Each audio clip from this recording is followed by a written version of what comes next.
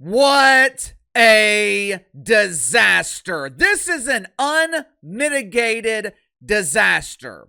If you're a woke welfare collector at CNN, especially if your welfare exceeds $10 million a year, Andy Cooper, Wolf Blitzer, woof, woof, woof, I hope you're paying attention. You better take a break from polishing the turd and start polishing your resume, because there is no way, and I mean no way, your current salaries are sustainable.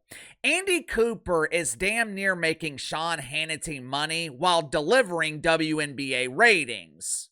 But KC, WNBA ratings are huge!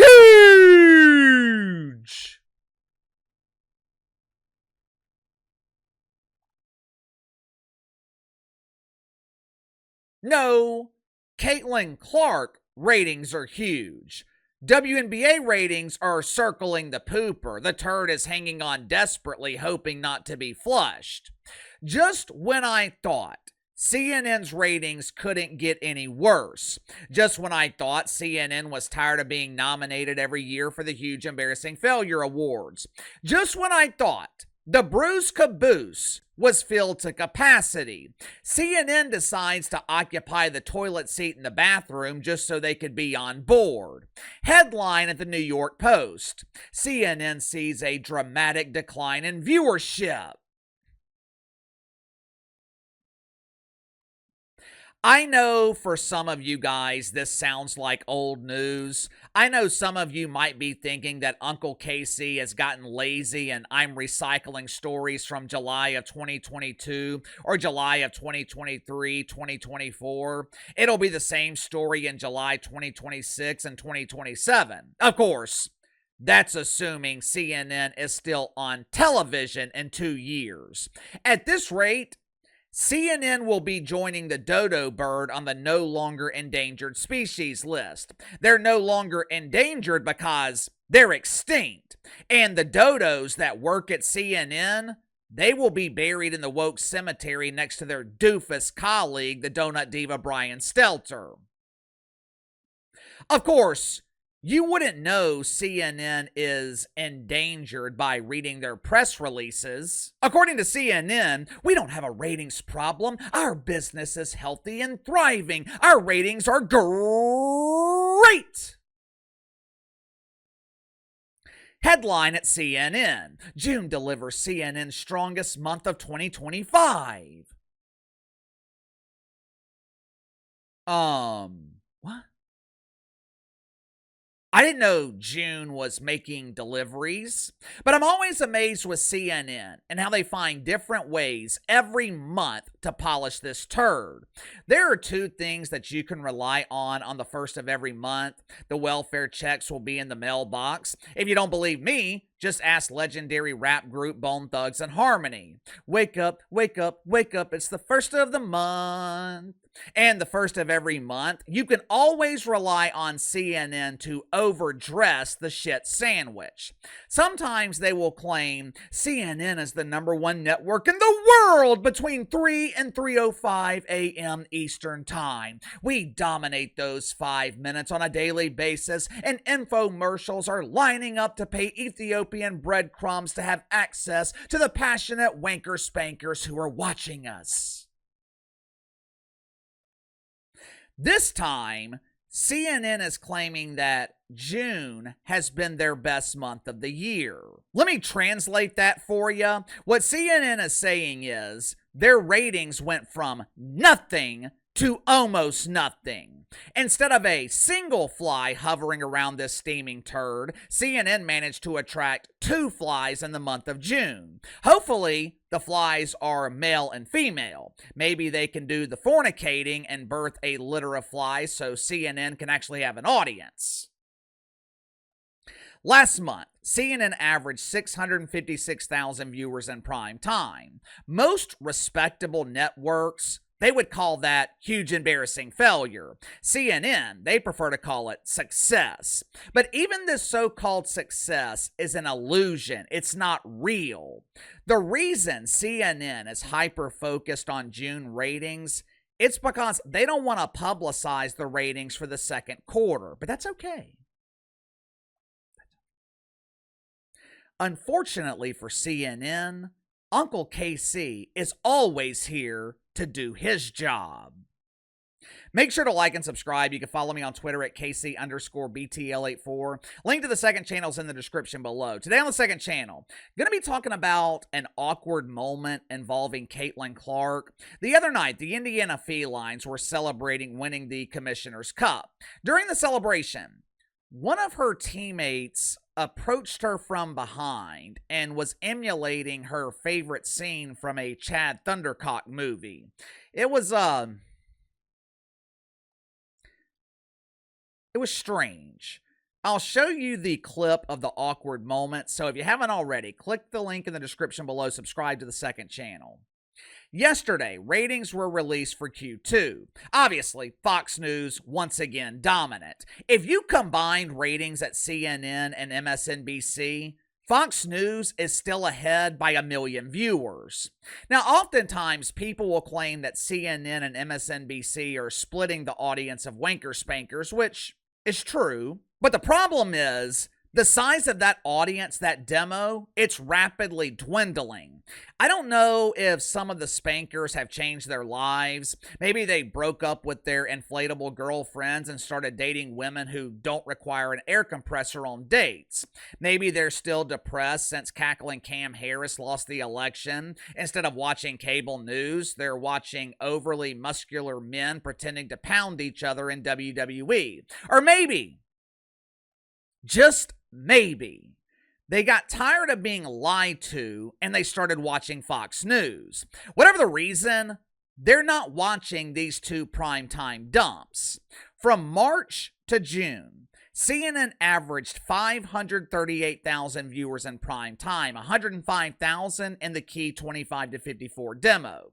Primetime ratings that are down 13% compared to last year, 15% decline in the demo. Now, the good news is CNN once again beat MSNBC in the demo. Bad news is, in terms of overall ratings, CNN is still an infant flea on an elephant's ass. Primetime ratings have gotten so bad at this network, they're almost on the same level as Newsmax. Some dude named Rob Schmidt at Newsmax averaged 412,000 viewers in the second quarter. He is getting dangerously close to outdrawing some of these primetime shows at CNN.